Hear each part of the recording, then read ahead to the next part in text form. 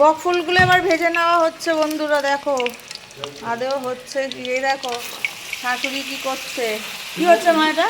মাথা দিয়ে লাউ ঘন্ট। ও এই যে শাশুড়ি মা মাছের মাথা দিয়ে লাউ ঘন্ট করছে। যে ননদ এসছে, এই পালিয়ে যাচ্ছে, ননদ এসছে তাই এত কিছু রান্না হচ্ছে আমাদের। ননদ পালিয়ে গেছে।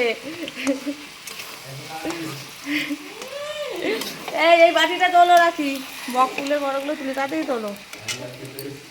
বাটিটা সামনে আনো, এইদিকে এইদিকে।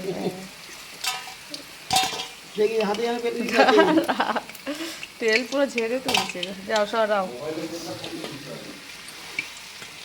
এরকম করে আমি ব্যাটারটা করে নিয়েছি। এবার এতে একটা একটা করে বকফল দিয়ে আমি এরকম চামচ দিয়ে ওতে ছেড়ে দিচ্ছি এরকম করে। সামনে এখন চানও করেনি, কিছু করেনি, সেই যে গেল। একটা ভেজাও তো, নাকি দাও তো। রাখি, তুই চান করবি না? আমি চান করে লাউ ঘন্টটা এদিকে হচ্ছে।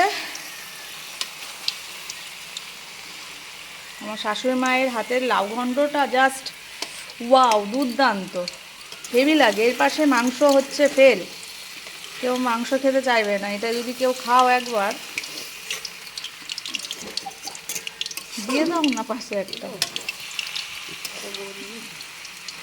আমার বৌমাও করে, আমি একটু একটু শিখছি মায়ের কাছ থেকে এখন। এই যে আর একটা বকফুল দিয়ে দিলাম। না না, পারবো না আমি ওটাতে।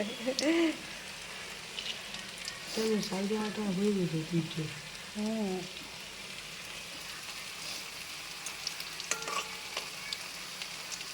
এই যে কি বড়টা ওইদিকে যেতে পড়ে না যায়, বাঁচতে মা ওইদিকেই তাকিয়ে আছে। তরকারি আমার হয়ে গেছে বন্ধুরা।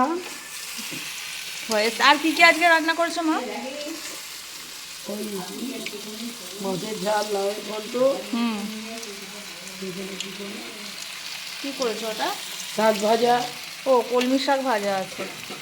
আচ্ছা এটা না তো দেখিয়ে দিই কী কী আজকে রান্নাটা হয়েছে। ফুলকপি আলু আছে এখানে। আজকে কী কী দেখি মা রান্না করেছে। ও মাছের তালিকা করেছে। ওই যে শাক ভাজা। এইটা কি মা? ওইটা লাউয়ের ঘন্ট। ও লাউয়ের ঘন্টটা কিসের জন্য তুলে রেখেছো? এই যে বিনস আলু দিয়ে একটা তরকারি। বিনস আলু দিয়ে একটা তরকারি হয়েছে, সবজি। আর হয়েছে কলমি শাক ভাজা। আমার খুব ফেভারিট শাক এটা। কে কে খেতে ভালোবাসো কমেন্টে জানিও। আর একটা দেখাচ্ছি রেসিপি, দাঁড়াও। মা আর একটা কী করেছো মা? এটা কই? লাউ ঘন্টটা করোনি তো? এই তো হয়ে গেছে। ও আর এই লাউ ঘন্ট, ব্যাস আজকে লাঞ্চ এই কটাই হয়েছে।